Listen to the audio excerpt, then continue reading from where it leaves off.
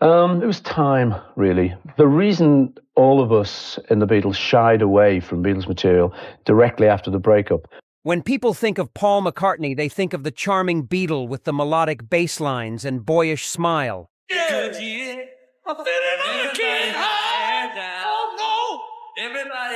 The songwriter who penned Yesterday, the cultural icon who helped revolutionize popular music. But behind the knighthood and cheerful persona lies a man with definite opinions about his musical contemporaries. While Sir Paul has maintained a largely diplomatic public image throughout his career, those close to him have witnessed moments when his polite facade cracked, revealing sharp critiques of bands that didn't meet his exacting standards. Paul can be brutally honest when it comes to music. Oh, I made my heart come on. Revealed former Wings guitarist Denny Laine in a rare 2018 interview. There's kind of between me and Paul, there was always that competition, a friendly competition still, Can you come up with something, or can I come? He knows exactly what he likes and what he doesn't, and he's not afraid to say it behind closed doors. From heated exchanges during the British invasion to dismissive comments about punk rockers who challenged his musical legacy, McCartney's private opinions about certain artists reveal a competitive edge that casual fans rarely glimpse. His musical feuds weren't just about personal differences. They reflected fundamental disagreements about artistic direction, songwriting philosophy, and what rock music should ultimately represent. Today, we're counting down the 6 bands that Paul McCartney couldn't stand, and why even some of music's biggest names found themselves on the receiving end of the cute Beatles' not-so-cute criticism. 6. The Rolling Stone. The Beatles versus Stones rivalry defined a generation, but what fans didn't see was how personal it got behind the scenes. While publicly maintaining a friendly competition, McCartney has repeatedly taken subtle jabs at the Stones throughout his career. "I've always thought the Rolling Stones were a blues cover band that got lucky," McCartney allegedly told producer George Martin during a late-night Abbey Road session in 1968. While the comment never made headlines then, Paul's sentiment has leaked out in more measured ways over the decades. In a 2021 New Yorker interview, McCartney couldn't help himself. "I'm not sure I should say it, but they're a blues cover band. That's sort of what the Stones are. I think our net was cast a bit wider than theirs." Mick Jagger quickly fired back, calling the Beatles a 4-piece band with 1 drummer, while joking about the Stones still filling stadiums. The root of Paul's disdain seems to stem from what he perceived as the Stones' derivative nature. Former Apple Records executive Peter Brown revealed, Paul always felt the Stones were following in their footsteps, releasing similar album concepts months after the Beatles had already broken that ground.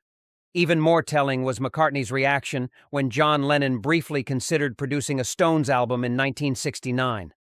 According to studio engineer Jeff Emmerich, Paul was visibly irritated, questioning why John would waste his talents on them when the Beatles had their own projects needing attention. While McCartney has occasionally praised specific Stones songs, the underlying competitive tension has never fully disappeared. When Rolling Stone magazine asked about the rivalry in 2016, Paul's diplomatic answer still carried an edge. "They're a great band, but they're just not the Beatles, are they?" 5. The Sex Pistols.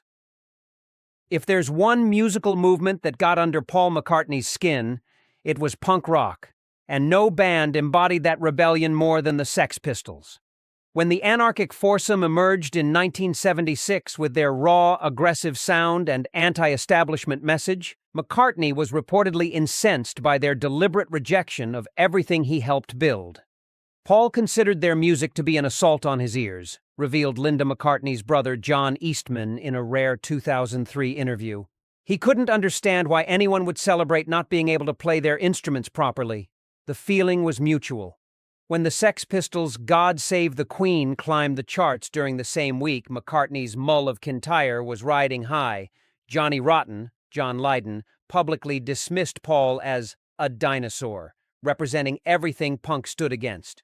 What truly infuriated McCartney wasn't just their musical approach, but their direct attacks on his legacy. According to Wings drummer Denny Seiwell, Paul was particularly wounded when he heard the Pistols were using Beatles posters for target practice during rehearsals. He tried to laugh it off, but you could tell it bothered him deeply, Saywell recalled. The tension peaked when both acts found themselves recording in adjacent studios at London's AIR facility in early 1977. Studio manager Dave Harris remembered, Paul made a friendly gesture to introduce himself, and apparently Sid Vicious muttered something about establishment sellouts. McCartney turned on his heel and never acknowledged them again. Years later, McCartney would grudgingly admit the punk movement had cleared the air in music, but he never warmed to the Sex Pistols specifically. During a 2016 BBC interview when asked about the band, Paul simply replied, "Not my cup of tea, really," with a tightness in his voice that spoke volumes about his true feelings. 4. Oasis. The Britpop phenomenon of the 1990s saw Oasis emerge as self-proclaimed Beatles disciples, with Noel Gallagher openly worshipping McCartney's songwriting. You might think this admiration would flatter Paul, but behind closed doors, it apparently had the opposite effect. Paul found their Beatles obsession tiresome and borderline insulting, revealed McCartney's longtime publicist Jeff Baker. He felt they were reducing his life's work to a handful of copied chords and recycled melodies. What particularly irritated McCartney was Oasis's brash attitude combined with what he perceived as derivative music. During a private dinner in 1997, Paul reportedly told George Martin, "They've got the swagger right, but where's the innovation? We never just copied our heroes, we transformed them." The tension wasn't helped by the Gallagher brothers' notorious outspokenness. When Noel claimed in a 1996 interview that Oasis was bigger than the Beatles, McCartney was furious. According to Beatles biographer Philip Norman, Paul called such comparisons ridiculous and privately dismissed the band as arrogant upstarts with half the talent and twice the ego. A particularly awkward encounter occurred at the 2000 Q Awards when both McCartney and Oasis were receiving honors. Backstage, Liam Gallagher apparently approached Paul for an autograph, only to be met with a surprisingly cool reception. One witness described McCartney as cordial but clearly uncomfortable throughout the exchange. Over the years, Paul has softened his stance somewhat, occasionally acknowledging Oasis's impact on keeping guitar music relevant. However, those in his inner circle maintain he never quite got over what he saw as their shameless plundering of the Beatles' sound. When asked directly about Oasis in a 2018 GQ interview, McCartney offered a tellingly brief response. "Good songs. Wish they'd found their own voice." 3. The Monkees' few bands have drawn McCartney's quiet scorn quite like the Monkees. While the world saw them as harmless entertainment, Paul allegedly viewed them as a cynical corporate exploitation of everything the Beatles had pioneered. Paul considered them a plastic imitation, revealed Beatles assistant Alistair Taylor in his memoir. He'd change radio stations whenever their songs came on during car rides to the studio. The Monkees' manufactured origins particularly bothered McCartney, who had spent years honing his craft in Hamburg's clubs before achieving fame. During a heated discussion with Brian Epstein in 1967, Paul reportedly said, "They're making a mockery of what we built. 4 actors pretending to be a band? It's insulting." The tension escalated when the Monkees' TV show began incorporating psychedelic elements after Sgt. Pepper's release. According to George Harrison, McCartney viewed this as blatant theft. Paul would get properly wound up about it. He'd say, "They're following our blueprint without doing any of the work." A particularly awkward moment came at a Los Angeles party in 1968 when McCartney reportedly snubbed Mickey Dolenz, walking away mid-conversation. Dolenz later recalled, "I don't think he ever accepted us as legitimate musicians."